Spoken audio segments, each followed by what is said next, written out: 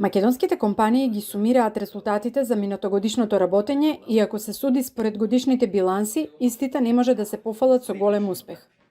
Годината која заврши беше година на преживување, а 2024 ќе биде полоша, особено заради двата изборни циклуси и неколкумесечната политичка неизвестност која предстои. Ова го предвидува Павле Гацов, економски експерт и председател на Сдруженијето на даночни советници, кој клучните економски проблеми ги лоцира во растечката сива економија, непредвидливата економска клима и недостигот на работна сила. Не беа посебно успешни за македонската економија. На некој начин фактички се премостуваше она што остана како проблеми од ковид кризата, енергетската криза, не знам и така натаму, инфлацијата, така да 2023 македонската економија преживуваше. Тоа беше обид да се премостат сите оние што во 22 како сериозен удар ги имавме, високи цени, трошоци на енергија, инфлација и така натаму.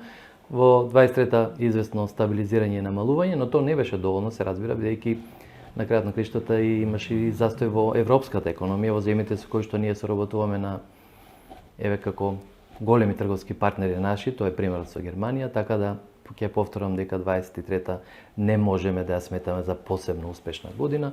Дури јас би рекол дека евентуален раст на 2% би бил добар успех со оглед на окружувањето што не затече во 23-та.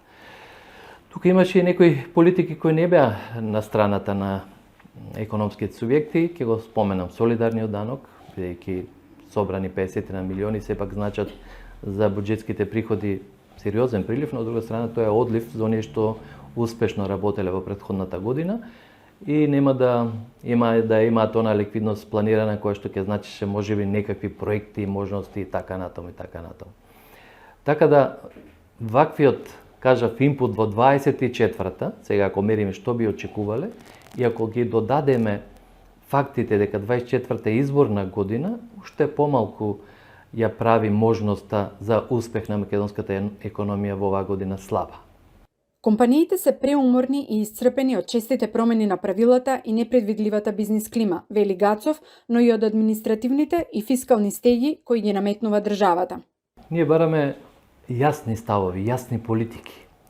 Значи, промените на правилата на играта додека трае играта се најлошите мерки. Во минатото постојано не се случуваше тоа. Од опозициони партии беше најавено дека ќе се намалуваат даноците. Например, не знам, се зборува дури за стапка 9 или 8%.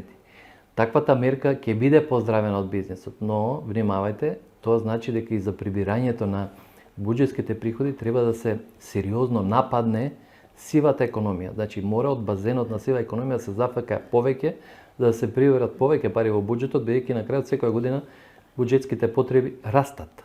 Бараме известна дерегулација, значи се притисокот врз компаниите за разни форми на плаќање, известување, комуникација со државните органи премногу ги стега, односно е преголема стега за бизнисот. Потребна е некаква форма на дерегулација, можеби да се внимава и на оние парафискални давачки во форма на скриени некакви плаќања кои што во ниту еден пропис никаде не се уредени, но некакви регулаторни тела, органи, општини, не знам, па и државата со своите институции наметнуваат некакви давачки, се некаде во насока да се покријат потребите, кажав, на зголемата администрација, да се сопре вработувањето во државната администрација. Значи процесот на пензионирање да не биде задолжително завршено со замена со нови вработени, внатре да се прави прераспределба, но во исто време ако се вработуваат само квалитетни кадри.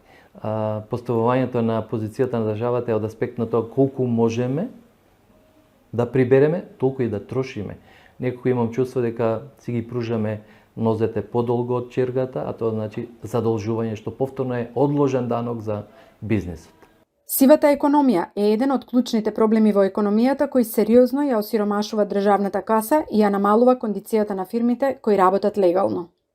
Сериозно да се позанимава владата со сивата економија, бидејќи освен акции од типот стратегии, планови и така натаму, на терен слабо забележуваме дека некој се грижи за оваа работа. Ние имаме закон за забрането вршење на нерегистрирана дејност, никој не постапува по тој закон, барем мене не ми е познато ниту еден дека е санкциониран, а масовно се врши нерегистрирана дејност.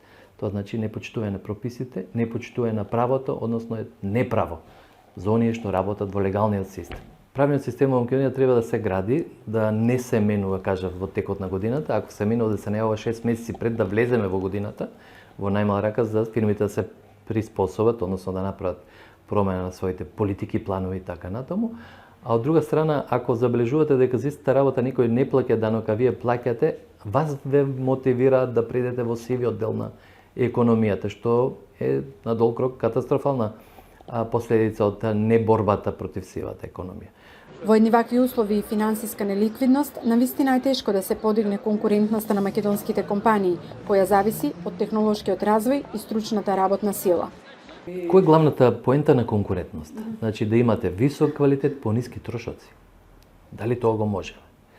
За да имате висок квалитет, мора да имате висока технологија.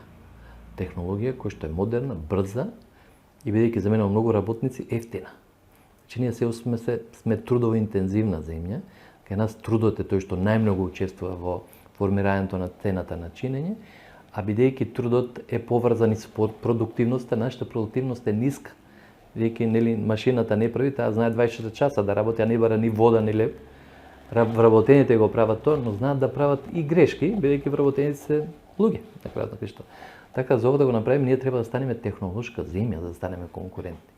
Така да за многу работи ние некако споро се менуваме, а треба многу побрзо. Земјоделието исто така гледате дека веќе временските услови не влијат на производство по западните земји, подсветлена ги прават земјоделските производи, тоа фантастичен квалитет. Не можете да се конкурирате со тоа. А работната сила кај нас исчезнува. Тоа е, како да кажам, како песок низ прстите што ви протекува. Ние главен проблем во следните 5-8 години кај нас ќе биде немањето на квалитетна работна сила, а веќе трае тоа. Значи на времето кога зборувавме ни фалат вработени, ама не има превработеност, ние видовме дека имаме, но не квалитетни. Но сега и квалитетните заменуваат, така да тоа ќе биде страшен проблем. Не може да ги заменат ниту филипинци, ниту пакистанци, ниту некој од Непал. Проценка на Гацов е дека во месеците додека траат политичките кампањи и изборните циклуси, економијата ќе хибернира и ќе чека евентуално нови економски политики. Потоа следуваат летните месеци, кога вообичаено економската активност е слаба и остануваат само есенските месеци на кои економски ќе треба да се смета на евентуален успех. Евентуален раст можеби од 2 до 3% би било добар успех за 24-та, но се разбира сето тоа ја одлага можноста за одскокнување на македонската економија и доближување до просоците на Европската унија. Не е се изгубено, вели Гацов. Оптимизам за подобри економски перспективи е можен, ако без политички калкулации и популистички умилкувања, новата влада се зафати со искоренување на сивата економија и се грижи повеќе за интересот на државата.